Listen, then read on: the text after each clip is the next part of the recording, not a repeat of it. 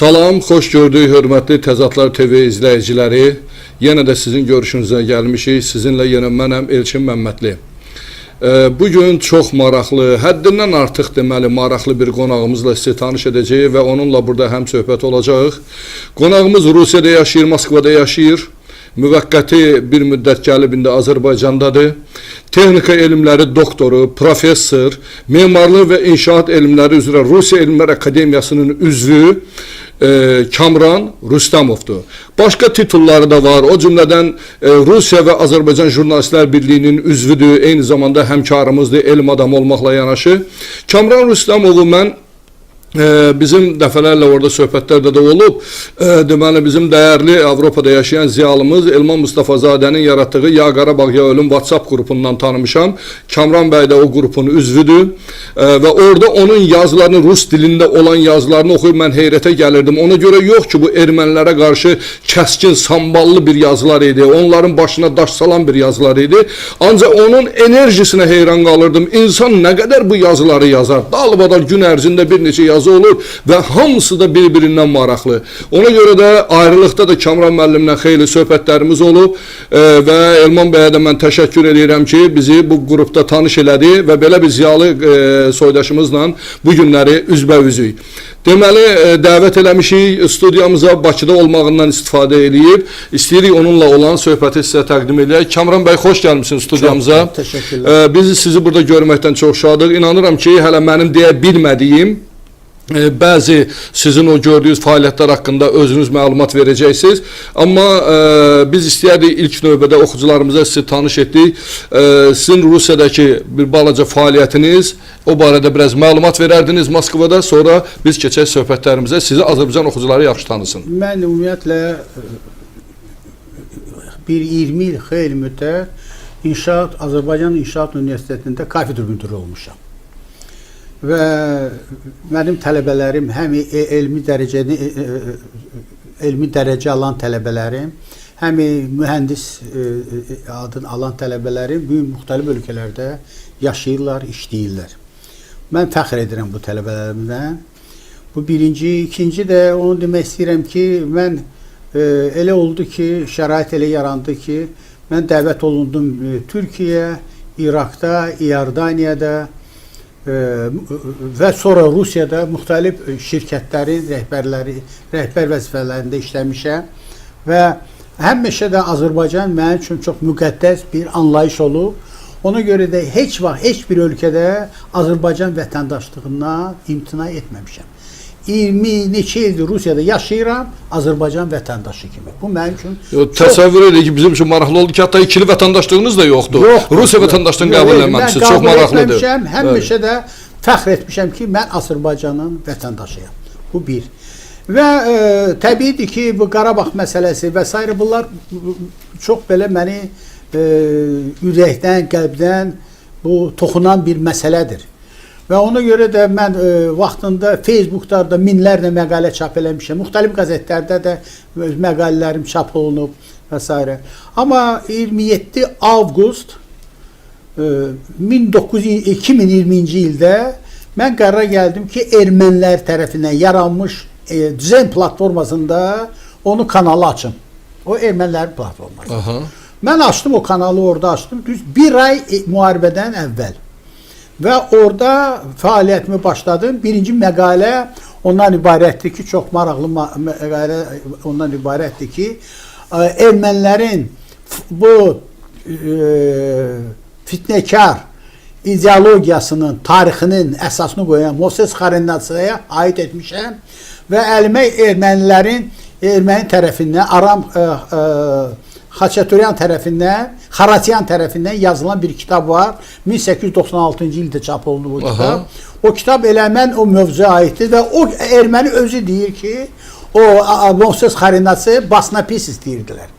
O şey, ümumiyyətlə ermənilərdə müxtəlif üsullar vasitəsilə bu saxtakarlıq etmək bunların bu texnologiyasıdır. Kamran müəllim, üzr istəyirəm. Elə o barədə bir sual mənim beynimdə elə bayaqdan canlanır ki, siz danışdıqca və sizdə elə dəvət eləyəndə də istəyirəm bu sualı verim. Adətən belə bir söz var da, deyirlər, yalan ayaq tutar yeriməz. Bu erməni yalanları niyə belə Avropada, dünyada yeriyir? Bax, bu barədə xahiş Mən sizə deyim edirəm. də, bədbaxtçılıq ondan ibarət olub ki, mən sizə deyim, 1988-ci ilə kimi bir dənə Azərbaycanlı real öz tarixindən xəbəri yox idi. Ermənilər bizi ayıtdırlar ki, ay millət, bax, siz kimsiniz? Sizin kökünüz kimsiniz? Bəli. Siz hardansınız? Siz nəsiniz? Biz onda başladıq, ayıldıq onda, başladıq oxumağa, öyrənməyə, axtarış aparmaq və s. Bu birinci. İkinci, belə mən də həmişə təcrübələnirdim ki, Azərbaycan, bax, bugünkü günə kimi ermənilər deyirlər ki, Azərbaycan anlayışında dövlət yoxdur. Misal olaraq, mən deyirəm ki, düz 18-ci ildə ilk Azərbaycan dövləti yaranıb. Çin dövləti, Çin anlayışında, Kitay, ilk dəfə 1912-ci ildə əmələ gəlib. O demək deyir ki, Çin dövləti olmayıb. Biz deyəndə ki, Konfutsi Çin fəlsəfəsidir, deməli normaldır. Bir normal bunu qəbul olunur. Niyə ki, Azərbaycan deyəm? İndiyə kimi mən yalvarıram, xahiş edirəm parlamentin üzvlərindən, tarix institutundan. Bu neçə gündə mən 5-6 nəfərlə söhbətlərlə, müdürlərlə institutun, arxeologiya və s. institutun söhbətim oldu ki, niyə indiyə kimi bir dənə balaca broşura, kitabın adı olsun, Xronologiya Azərbaycanski Qasudarstvennosti, yəni Azərbaycan dövlətçilik xronologiyası. 3000 illik Azərbaycan dövləti müxtəlif ad şəklində olub. Başlayız Antropotendən bugünkü günə kimi. Onun xəritəsi və neçənci ildə, neçənci ilə və s. Belə olub ki, adətən Rusiya tarixi ədəbiyyatında və Qərb ədəbiyyatında deməli, şərq ölkələrin adın rəhbərlərin adı ilə qoyulub. Misal üçün, Osmanlı İmperiya heç vaxt Turzetski İmperiya deməyiblər. Həmişə deyiblər Osmanlı İmperiyası. Heç vaxt Osmanlı İmperiyası adını qoyub, heç vaxt Turzetski İmperiya deyil. Amma reallıqda bu Turetski İmperiyadır. Və bizim bu ölkəmizi Qasudarstvo Sevividov. Misal üçün, İran, Azərbaycan, bəli, Azərbaycanlılar Rusiya 19-cu əsrdə müharibə aparanda Azərbaycan dövləti, İranlar İncillə bəzi hallarda mən deyəndə ki, İran anlayışı atıblar meydana 24-cü ildə, rəsmi 36-cı ildə. Mən deyirəm, onlara da deyirəm, 100 illik İranın 1000 illik Azərbaycan tarixi. Bilirsiniz, 1000 illik tarixinə aiddir bu Azərbaycanlısı, amma bunu heç kim bilmir. Və heç bir də bizim cavan uşaqlar, misal üçün, indi yeni nəsil müxtəlif ölkələrdə yaşayırlar. Bu, mən demək istəyirəm ki, diasporanın 30 ildir diaspora əmələ gəlib və bu diasporanın uşaqları artıq 25-20-30 yaşında uşaqlardır. Bunları bilməlidirlər. Bunlar bu tarixin bilməlidir ki, bu dövlət, Azərbaycan dövlətin adın, sən Çin dilini bilmirsən, o deməkdir ki, Çin dili yoxdur. Sən bilmirsən ki, Azərbaycan anlayışı yoxdur, o deməkdir ki, Azərbaycan yoxdur. Amma olmayan Ermənistanı bütün dünya tanıyır. Amma Ermənistan bilir, niyə? Ermənilər onu yayırlar. Müxtəlif şəkildə istifadə öz ermənilərin 3-4 variantı yalan deyə danışmağı var. Bir şey var ki, istinad edirlər elə bir əsərə ki, o əsər heç dünyada olmayıb. Birinci, onu başlayıb Moses Xarinası. İkinci, istinad edirlər o əsərə ki, o əsər var. Amma o deyənlər o əsərin içində yoxdur. Üçüncü, əsər erki erməni danışır, Melkumyan, Abramyan. Eyni məsələni yazırlar, o buna istinad edir, o buna istinad edir. Bu üç. Dördüncü de bir göbut yalan. O haqda 1970-ci ildə 3 nömrəli deməli, Ermənistanın tarixi jurnalında Boris Piotrovski, yəni bu Mikhail Piotrovskinin Ermitajın direkt atası. Onun arvadı erməni olub və 1943-cü ildə onu qəbul ediblər Ermənistanın Elmlər Akademiyasına ki, sübut eləsin ki, Urartu Ermənistandır. O imtina etdi və ömrünün axırına kimi dedi ki, da böyük Ermənistan anlayışı, dövləti ömründə olmayıb. Bu Piotrovskinin sözləridir. Və bu sözləri Ayvazyanın 2001-ci ildə, 11-ci ildə çap olmuş kitabı, Moskvada çap olmuş kitabda tapmaq olar. Bu iki. Deməli, orada bir şey misal gətirir. Deyir, görürsün, mən Rus dilində deyim o sözləri, necə yazılıb bu əsərdə ki, təhrif olunmasın. Когда чего дошли армянские ученые, что текст написанный на арабском языке справа налево, армянские ученые ухитрились прочитать на армянском слева направо. Təsəvvür edirsiniz? Bax, belə bir göbut saxtaya əl atırlar, saxtakarlığa. Siz həm də onu sübut eləmişsiniz, deyəsən tapıb oxumusunuz, onların istinad edildikləri mənbələri, bu maraqlıdır o barədə. Mən misal üçün Ganzasar.ru bir deməli saytı var, təzə açılıb, 1-2 ildə açıblar Rusda. Orada yazırlar ki, filan alim, Vizantiya alimi yazıb ki, bu Ganzasar Sabor, yəni ermənilərin memarlıq abidəsidir. Mən bilirdim ki, bu şey ola bilməz, amma bu kitabı tapa bilmirdim. Bu kitab cəmsi San Francisco'da, New York'da deməli nəşr olub, 500 nüsxədən ibarətdir. Təbii onu tapmaq çox çətindir. Mən xeyli axtardım, London İngilis universitetlərinin birində, Manchester Universitetində tapdım o kitabı və kitabı nüsxələdim, baxdım. Bütün 363 səhifəni oxudum. 43 səhifəyə daxil olmaq hansına istinad edirlər. Orada bir kəlmə o vaxtda söz yoxdur. Söhbət ondan gedir. Kim oxuyacaq? Necə ermənilər yazırlar ki, misal üçün ermənilər Qarabağda yaşayıblar. Güya Şah Abbas erməniləri 300 min erməniləri gözləyir. Birincisi mən sizə bir misal gətirim. Bu ermənilər rəqəm atanda meydana bunlar başa düşmür. 1606-cı ildə Moskvanın deməli böyük Rus imperiyasının paytaxtında 60 min adam yaşayıb. 300 min böyük rəqəmdir o vaxt üçün. Ola təsəvvür edilmirəm 300 min deyəndə nə deməkdir. İkinci, ermənilər heç vaxt Azərbaycan, Cənub Azərbaycanda, Cənub Qafqazda yaşamayıblar. Buna 2 dənə yaxşı dəlil var. Birincisi, bu bütün, mən də bir misala qayıdacağım Azərbaycan haqqında, Azərbaycanlılar haqqında danışanda ona qayıdacağım. Bu böyük ərazidə xristianlıqdan, yahudilikdən əvvəl deməli zərduşluq olub.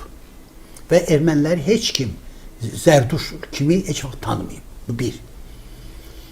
Baxın, Yerivanın yanında Qarni şəhəri var. Qarnidə böyük abidə var. Bu abidənin əsas o cənub deməli zərduşluq 2 hissədən ibarətdir. Zərduşluq ümumiyyətlə işığa inamdır. Yəni o da sitayiş deyil, işığa inam deməkdir. Adətən o da sitayiş kimi qəbul, ateşpərəst kimi qəbul edilir. İşıq 2 mənbəydən ola bilər. Bir otdan mənbəy ola bilər, bir də gündən ya günəşdən. Gündən ya da ay işığından. Deməli, bu ərazidə şimalda əsas etibarilə işığa gündən, ay işığından kimi baxırdılar ki, bir zərduş ona itaət edirdilər. Cənubda otdan, ona görə ateşpərəst onlara alovdan. Və ona görə onların adı elə qalıb. Lakin deməli ermənilər heç vaxt zərduş. İkinci çox vacib, çox mühüm məsələ ondan ibarətdir ki, mən xeyli xalqların dəfn etmə mərasimini öyrəndim. Yəni bu xüsusi ritualdır. Necə dəfn etmək. Və bu ritual 100 illər dəyişilməyib heç vaxt. Niyə?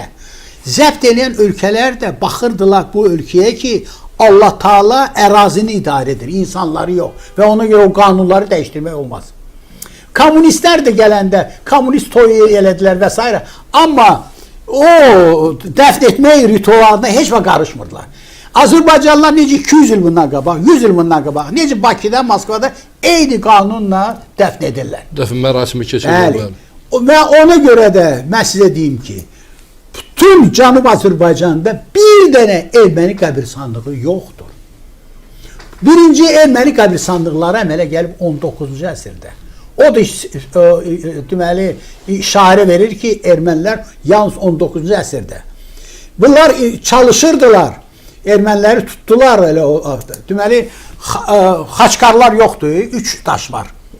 Başdaş, Haçdaş, o Alban kilsəsinə aid deməli, xristianlar və ermənilərin xaçkarı.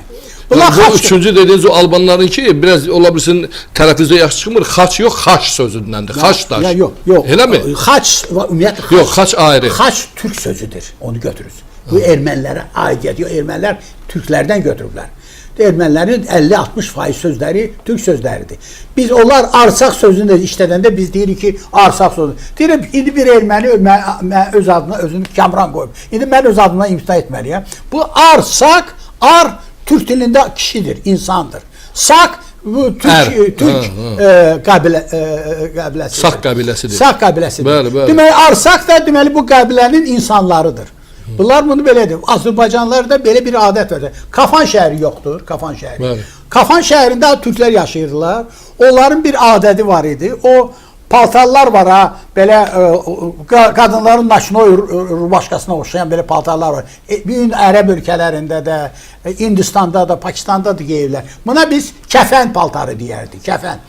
Bunlar bu şəhərdən gələndə, o birisi şəhərə gələndə bizim o birisi türklər deyərdilər onlara ki, kəfənlər gəldilər. Elə o adla da bu şəhərin adı Kəfən şəhəri qaldı. Tədricən olub Kafan. Kafan. Kafan. Ermənilər onu fı deyə bilmirlər, pı deyirlər, ona görə Kafan deyirlər. Amma bu Kafan şəhəridir, orada türklər yaşayır. Heç vaxt ermənilər orada yaşamır. Deməli, bax bu işarə, onlar çalışdılar xaçkarları, nə elədilər xaçkarları? Bunları Azərbaycanlıların tarixçiləri, arxeoloqlar tutdular.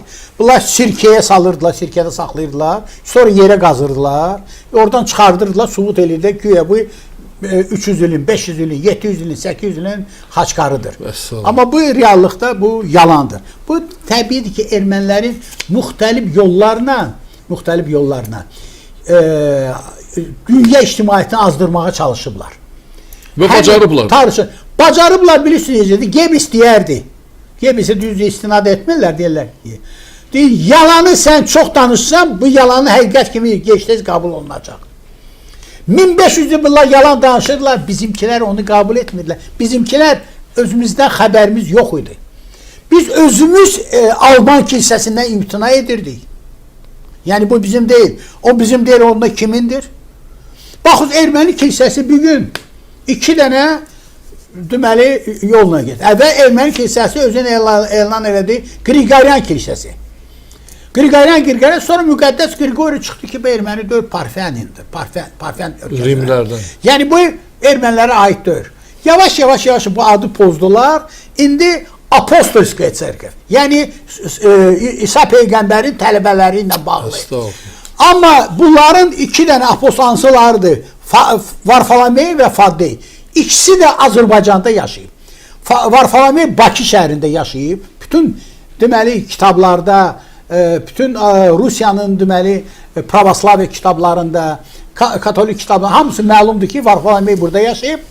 Faddey də deməli Şahnəzər bir kəndi var, orada onun yanında yaşayıb, orada bir kilsə var, qara kilsə deyirlər ona. O qara kilsə deyirlər ona görə ki, qara daşdan tikilib və Azərbaycanlılar, bizimkilər deməli bir Azərbaycandan başqa hamı deməli İslam dini qəbul edəndən sonra təbiidir ki, İslam bu kilsələr qalıb dağılmış şəkildə.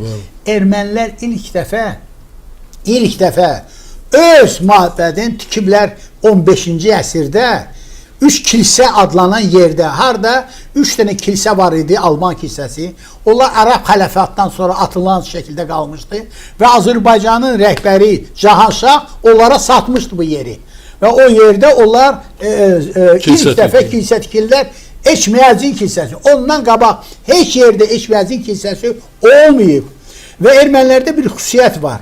Bir kilsə tikərlər, 30 il, 40 ildən sonra deyə elan eləyərlər ki, cəmaat seyrələşir, heç mi yadında deyil. Bu kilsə tikilib, 3-cü əsrdə tikilmiş erməni kilsəsinin yerində. Gəl subut elə o kilsə var idi, yox idi və s. Bu ermənilərin texnologiyasıdır. Bunu açmaq lazımdır, bunu demək lazımdır, çox demək lazımdır. Siz də hamı sizin kimi də gedib araşdırıb o mənbəni tap bırakın görə erməni onu niyə deməyib orada? Mən də hamısını bunları çap eləyirəm, yazıram və indiyə kimi bir dənə erməni alimi, bir dənə mənim yazımda səhv tapa bilməyib. Bugünkü günə kimi 4500 liraya qədər məqalə çap olunub, yazılıb orada. Mən digər tərəfdən də indi bir balaca kanalı genişləndirmişəm. Azərbaycan həqiqətlərini çatdırmaq üçün bəzi deməli qəzetlər və s. müəyyən ölkələrdə bağlanılıb və orada yaxşı Azərbaycan həqiqətləri, Azərbaycanda gedən proses haqqında yaxşı məlumatlar var. O məlumatları da mən öz kanal vasitəsilə deməli rus dilli ictimaiyyətinə çatdırıram. Bunları mən bilirik, doğrudan da çox böyük, bayaq çıxışımın əvvəlində də dedim, təqdim edəndə ki, sizin yazılarınız doğrudan da deməli dayanmadan yazırsınız. Demək olar elə bir konveyerdir. Həqiqətən bu enerjiyə eşq olsun. Amma maraqlıdır ki, sizə bu barədə hər hansı bir dəstək varmı? Bizdə axı Moskvada, Rusiyada xeyli Azərbaycanlı yaşayır, iş adamları da var, müəyyən varlıları da var, hüquqşünasları da var və s. Amma bizdə nəsə təbliğat, Azərbaycan həqiqətlərinin yayılması çox səhv gedir, az gedir və üzr istəyirəm. Bayaq söhbətimizdə də deyiz, 44 günlük o döyüş vaxtı meydanda təkcə Prezident Cənab İlham Əliyev idi. Bütün dünyaya informasiya plaqadasını yarırdı və sizin də sözlərinizdən məlum oldu. Biz də bilirik ki, informasiya bizdə zəif gedir. Azərbaycan həqiqətlərinin yayılması, prezidentin çıxışları. Bax Kamran müəllim, siz peşəkar bu sahədə bir insan kimi bunu necə görürsünüz? Bax necə eləyək ki, biz yayaq həqiqətləri? Nə demək istəyirəm? Siz onu çox yaxşı dediniz. Müharibə zamanı ən mühüm, ən vacib məsələlərdən biri ideologiyadır. Bəli. Bu ideologiya vasitəsilə bütün bəşəriyyətə Azərbaycan həqiqətləri, Azərbaycanı ədalətli mübarizəni çatdırmaq idi. 5 dilli Azərbaycan prezidenti çox sayılı mətbuata, deməli xarici mətbuata, daxili mətbuata, müxtəlif dillərdə həqiqətə çatdırmaqla o bütün dünyanı susturdu, məcbur oldu dünya qəbul etsin Azərbaycan həqiqətləri. Heç bir ölkə bir dənə etirazını bildirmədi və hamı Dağlıq Qarabağı və Qarabağı Azərbaycanın torpağı kimi qəbul etdi. Həm ermənilər, həm ruslar, həm Putin özü. Və bunu da rolu, ən böyük rolu avtomatdan əvvəl İlham Əliyevin çıxışlarıydı, İlham Əliyevin intervyularıdır və s. Və mən də bu istiqamətdə öz işimi davam edirəm. Bu istiqamətdə Azərbaycan həqiqətləri çatdırmaq, Azərbaycana gecə-gündüz yazmaq bu çox mühüm məsələdir. Təbiidir ki, bu böyük vəsait tələb edir. Təbii, bəs ona görə mən deyirəm. Kompüterin istismarı, o şəkillərin, texniki məsələlərin həlli, gündəlik ermənilər belə hakerini, ataka eləyirlər ki, elə ki, belə onların qabağını almaq və s. Bu çox bahalı bir prosesdir. Hətta sizin yazıları dəyişdirirlər, hakerlər. Yazıları dəyişdirirlər, daxil olurlar, pozurlar, min dənə oyunlardan çıxırlar, məhkəməyə verirlər, Sələsiyyət komitete göndərirlər, oradan adamlar gəlirlər. Ondan başqa da mən bu işlə də məşğulam, məcburam bunlara cavab. Deməli bizdə 44 günlük müharibə bitibdir, sizin orada ermənilərlə müharibəniz hələ gedir. Hələ gedir. Və əfsuslar ki, mən heç kim, nə dövlət tərəfindən, nə Azərbaycanın biznes strukturu tərəfindən, iş adamları tərəfindən heç kim dəstək vermir. Mən özüm onu eləyirəm, şəxsən özüm eləyirəm və mən də məhtəl qalıram ki, bu niyə belədir. Amma mən çalışıram bunları hamısını çatdıram. Pensiyanın hesabına. Pensiyanın isə pensiyaya 700 manat pensiyanın hesabına onu dolandıram, eləyirəm və s. Və mən də doğrudan da təəccüblənirəm ki, bunu niyə bu belədir? Sizin orada bizim səfirliklər var, diaspora nümayəndələri var. Bunların əməkdaşlığınız varmı və bunların işi barədə nə deyə bilərsiniz? Yetərlidirmi bunların fəaliyyəti? Mən sizə deyim ki, Rusiyada, Azərbaycanda hər bir şəhərdə müxtəlif regional diaspora təşkilatları var. O regional diaspora təşkilatları çox böyük işlər görürlər. O da adamın Allahı var, onu demək lazımdır. Problem nədədir? Problem nədədir ki, bizim diaspora bir xüsusi bir texnologiya üzrə əmələ gəlib. Azərbaycanlılar deməli həm dil nöqteyi-nəzərdən, həm mətbəx nöqteyi-nəzərdən, həm din nöqteyi-nəzərdən, müxtəlif nöqteyi-nəzərdən iki dənə ölkəyə yaxın idi, İrana və Türkiyə. Amma ona baxmayaraq Azərbaycanlılar əsas Rusiyaya getdilər ki, adət vərdiş ediblər ki, bunlarla bir dam altında yaşamışıq vaxtilə, bəli. 200 ildir. Bəli. O düzdür onu. Amma bilirsiniz necədir? O Azərbaycanlı, gələn Azərbaycanlı, hansısa rayondan gələn Azərbaycanlı, o müəyyən işi, onun işi yaxşı gedəndə, işi genişlənəndə zəng eləyərdi, öz qohumundan çağırardı, öz qonşusundan çağırardı. Belə yerli prinsip əsasında Azərbaycan diasporası təşkil olunub. Və təbiidir ki, elə şəhər var ki, 5 dənə diaspora təşkilatı var. Aralara da yumşaq desək çox yaxşı deyil. Soyuqdur. Bu məsələdə təbiidir ki, bu problemlər çoxdur. Amma yeni gələn nəsil, bunlar Rusiyadan anadan olan nəsil, bunlar Azərbaycanlı hiss eləyirlər. Bax, mənim nəvəm mənə nə xahiş eləyib gün? Zəng eləyir mənə. Gələndə mütləq mənə köynək gətir, Azərbaycan bayrağı üstündə olsun. Bir də Azərbaycan bayrağı masanın üstünə qoymağı bayrağı olanda mən məktəbə gedəndə mən ondan istifadə edim. Bu gün o uşaqlar bu gün uşaqlar Azərbaycana vahid Azərbaycan kimi baxırlar. Azərbaycanı bölmürlər heç bir rayonlara. Bu yeni nəsil bunlar prinsipal şəkildə əsl mənada Azərbaycanlıdırlar. Və ümid bəsləyirəm ki, gələcəkdə meydana gələn o diaspora kifayət qədər kəskin dəyişiləcək, fərqlənəcək və Azərbaycanlıların bugün müxtəlif nazirliklərdə, müxtəlif institutlarda, müxtəlif ali məktəblərdə Azərbaycanlıların sayı gün-günə artır. Və bu da çox belə yaxşı xəbərlərdir. Və lakin bunu deməli biz özümüz, mən bir alimdən soruşdum. Kafedra müdürüdür Moskva Dövlət Universitetində. Dedim, sən bu diasporaya yaxşı görsənmirsən, gəlmirsən. Dedi, qardaş, məni kim çağırdı, mən gəlmədim. Bu ziyalılara bir balaca ayrı münasibət qayğı lazımdır, diqqət lazımdır. Ziyalıya hörmətlə münasibət bəsləmək lazımdır. Ziyalını dəvət etmək lazımdır. Ziyalıdan ağılla istifadə etmək lazımdır. Bilirsiniz, ziyalıdır da o. O görkəmli şəxsiyyətdir. Görkəmli şəxsiyyət kimi ona baxmaq lazımdır. Yaxud bizimkilər fikir vermirlər. Bugün Rusiya böyük müqavimət göstərir qərbə iki prinsip əsasında. İki dənə. Neft və qaz. Biz yaddan çıxardırıq ki, bunun böyük bir gücü yaradan iki Azərbaycanlı olub. Biri Fərman Salman 150 yataq açıb, neft yatağı. İkinci Yusuf qaz naziri olub Rusiyada, qaz naziri. Mənim yaddaşım biləcək. O deməli 1980-ci ildə ilk dəfə şimal qaz yataqlarını açan, bu qaz kəmərlərini Avropaya göndərən bir şəxsiyyət olub. Bilirsiniz, mən sizə deyim ki, mən biraz qocalmışam, yaşım 75 yaşım, bu yaxında 75 yaşım. İnşallah. Ona görə də mən sizə deyim ki, bunlar Azərbaycanlılar çox böyük rol oynayıb. Amma biz bunu təbliğ edə bilmirik. Qaldırıb göyə səviyyə qaldıra bilmirik. Bunları təqdim edə bilmirik yaxşı səviyyə. Ona görə bilirsiniz, hardan başlanır? Birincisi onları Azərbaycan yaxşı tanımalıdır. Azərbaycanda yaxşı tanımalıdırlar. Azərbaycan onlar haqqında filmlər, onlar haqqında müxtəlif kitablar yazmalıdır və Rusiyada yaymaq lazımdır bu kitabları. Çox doğru. Və bütün dünyada bunu yaymaq lazımdır. Sizin sözün qüvvəti, mən həmişə deyirəm ki, Fransa hazırda bu erməni məsələsində bilir ki, elə böyük bacı rolunda oynayır, özünü də elə təqdim ediblər. Amma bizim o təbliğatı qurmaq üçün, demək Kamran müəllim, çox gözəl bizim əlimizdə resurs var. Fransanın milli qəhrəmanı Əhmədiyyə Cəbrayilov var. İkinci Dünya müharibəsində Fransa prezidenti Charles de Gaulle-la bir yerdə döyüşüblər. Fransanın milli qəhrəmanıdır.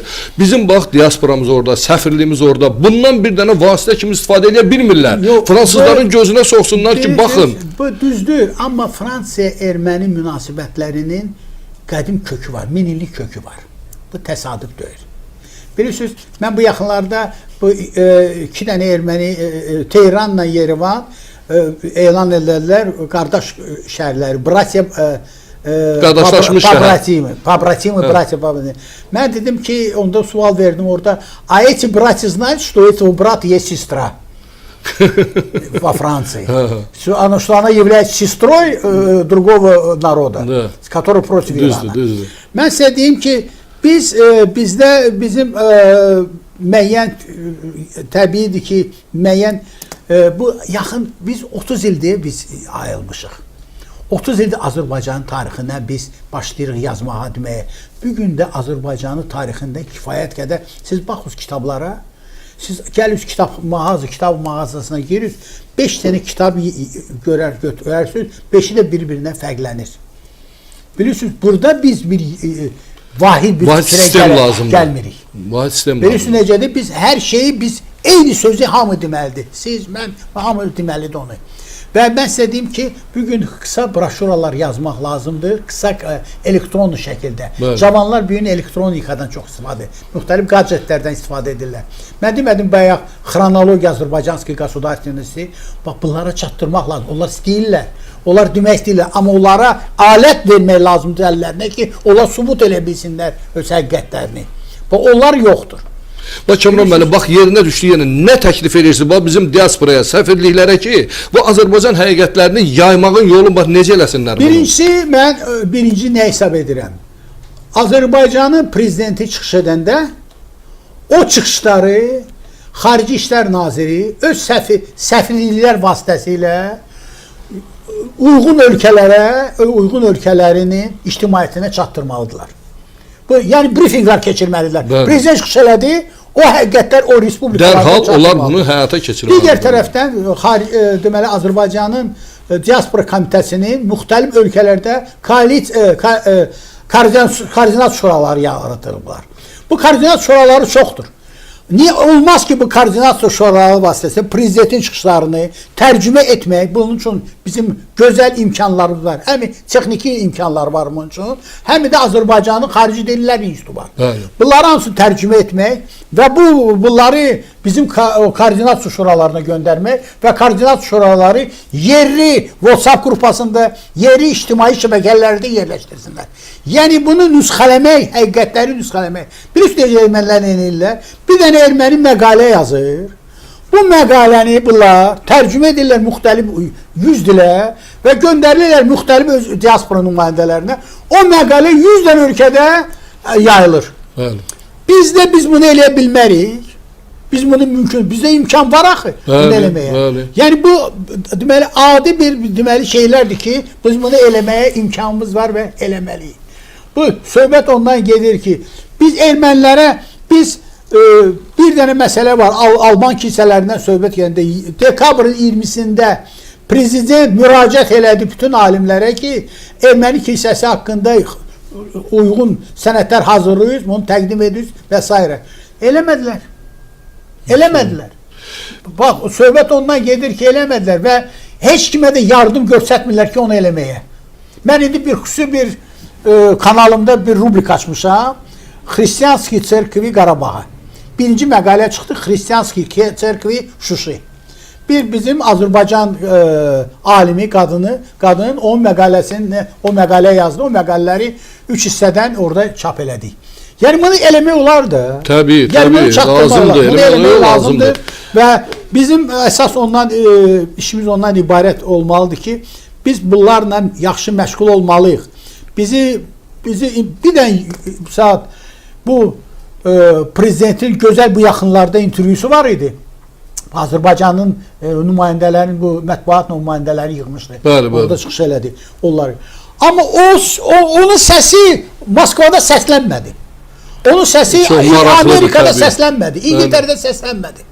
Deməli, səfirliklər də səhişdirdi. Mən onu məcbur olurdum, məcbur oldum onları və s. onları götürüb, hissə bölüb və onları çap eləyim.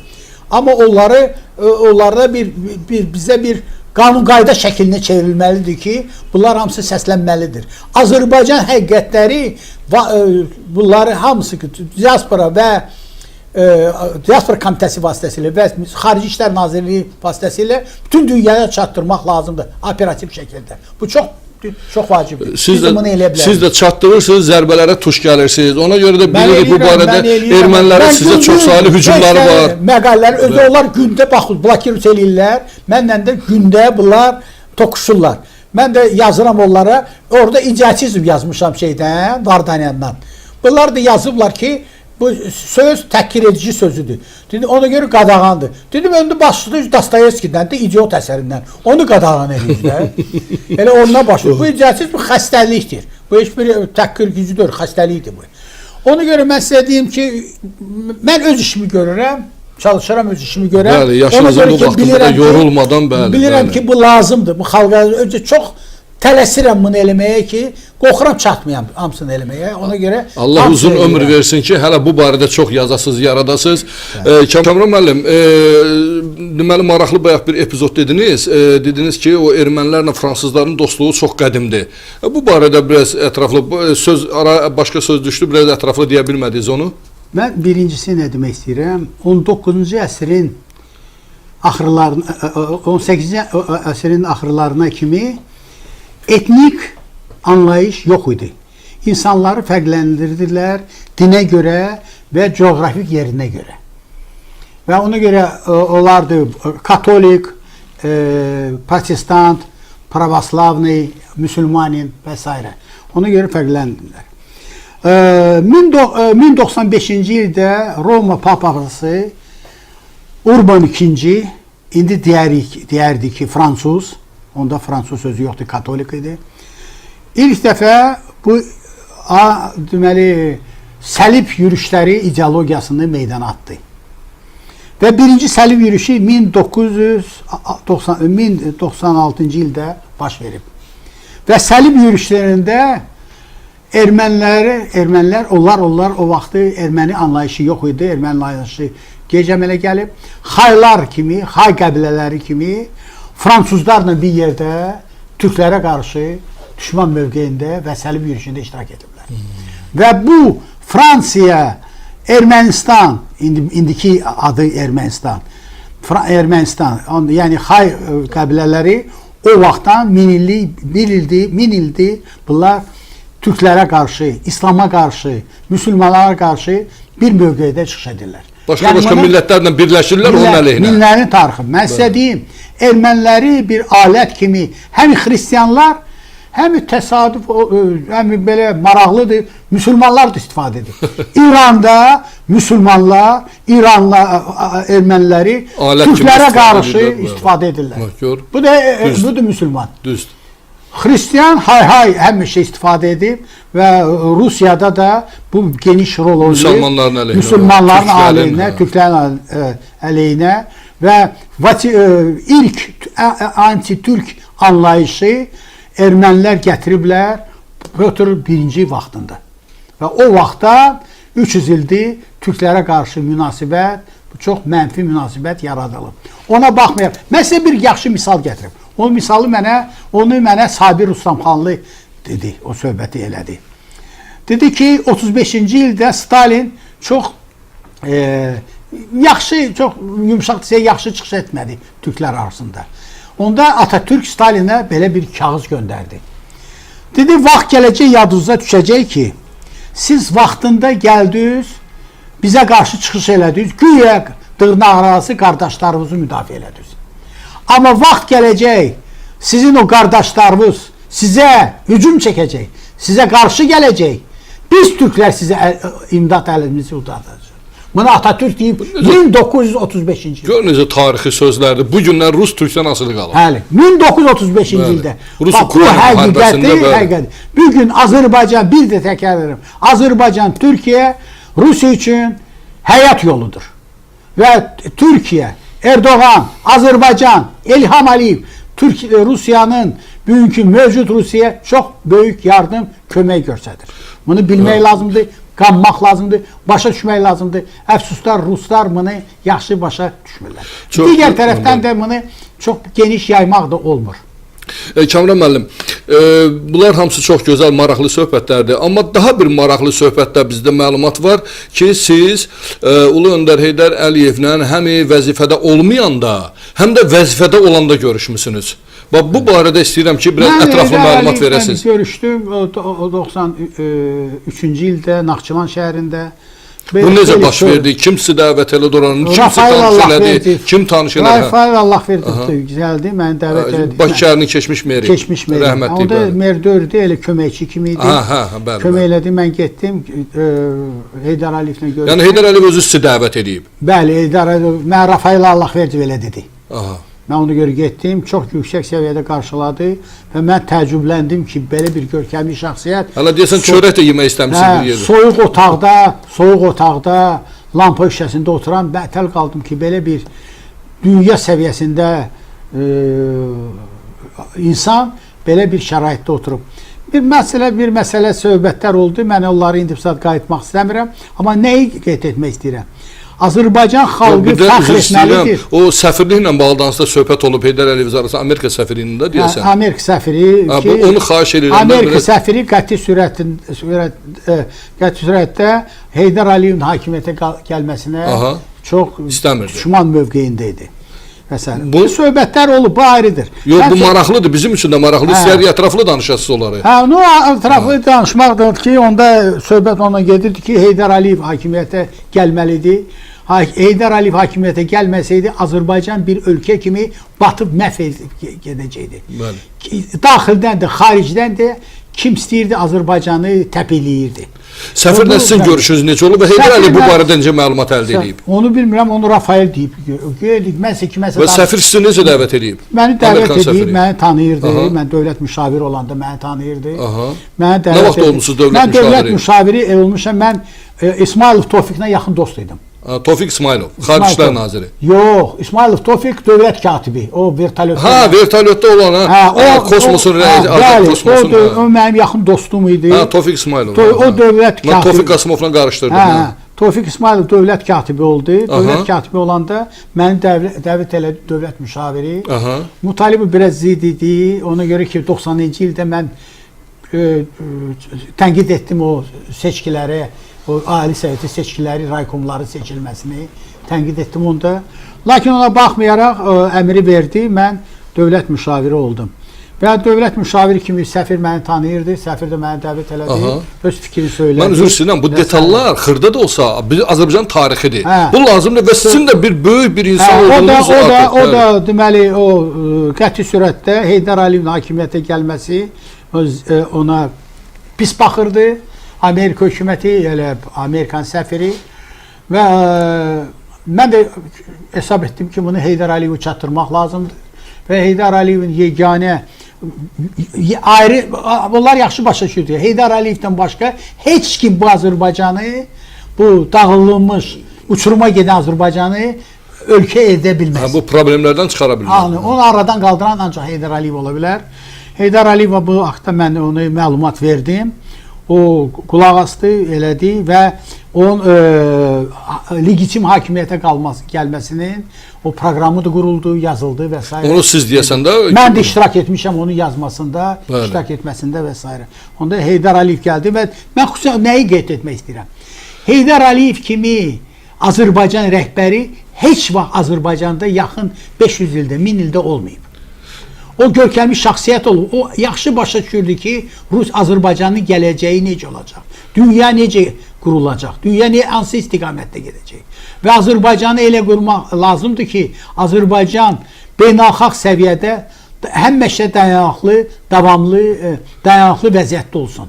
Çox gözəl. Bax, hakimiyyətə gəldi, sizin qurduğunuz ssenari, proqram əsasında gəldi və gələndən sonra sizi yenə qəbul edib. İndi Yox, 96-cı, 98-ci yenə mənə təklif elədi işləməyə. Mən doğrudan da dövlət işində mən hesab edirdim ki, mən dövlət işində bacara bilməzdim. Siz elm adamı idiniz. Mən elm adamı idim və işləyə bilməzdim dövlət. Və nə dediniz? Niyə görə? Bax, kimlərisə deyəsən... Yox, kimlərin adlarını mən çəkməyəcəyəm. Ona görə ki, mən istəmədim. Kimlərsə bəlkə mane olub sizin işləməyinizə? Müəyyən insanların orada olması mənim üçün çox böyük mancili idi. Mən ona görə istəmədim ora gəlməyə. Lakin Heydər Əliyevin həmişə arxasında olmuşam, dəstəkləmişəm. Mən fəxr etmişəm ki, Azərbaycanın belə görkəmli şəxsiyyəti var. Azərbaycan nəyi ən əsas nədir? Heydər Əliyev mükəmməl bir Azərbaycan qurdu. Ha, bütün ölkələrin nefti qazı var. Amma bu nefti qazı ağıllı, beynəlxalq deməli bazarına çıxartmaq, həmən o yolları, bugün Azərbaycan bir Azərbaycan Respublikası deyil. Azərbaycan Respublikası müxtəlif ölkələrin birliyi kimi, müxtəlif transnasional kampaniyanın birliyi kimi baxmaq lazımdır. Azərbaycan böyük ölkələrin deməli ən mühüm, ən vacib yolu kimi baxmaq lazımdır. Və ona görə Azərbaycanın beynəlxalq səviyyədə onun dayanıqlı vəziyyətini təmin edən bu sistemdir. Bunun sistemi Heydər Əliyev yaradıb, İlham Əliyev də bunu uğurla davam edir. Daha da inkişaf elətdirib. İnkişaf elətdirir və davam etdirir. Bu çox mühümdür, çox vacibdir. Və ona görə də Azərbaycana dünya tərəfindən belə bir böyük hörmət var və Azərbaycanın sözü ilə, Azərbaycan prezidentinin sözü ilə sözünü qəbul edirlər, nəzərə alırlar və öz fəaliyyətini bu işdə görür. Təbii də Azərbaycan prezidentinin heç bir saat prezidentlə müqayisə etmək qeyri-mümkündür. Çox sağ olun Kəmran müəllim. Çox maraqlı bunlar tarixi materiallar idi. Siz həm elm adamı kimi xüsusilə elmin də içindəsiz. Ona görə də bunları da elə getdiniz elmlə məşğul olmağa. Ona görə də bu günləri həm texniki elmləri doktoru, həm də əməkdar elm xadimi kimi fəaliyyət göstərirsiniz. Azərbaycan üçün çalışırsınız, vuruşursunuz.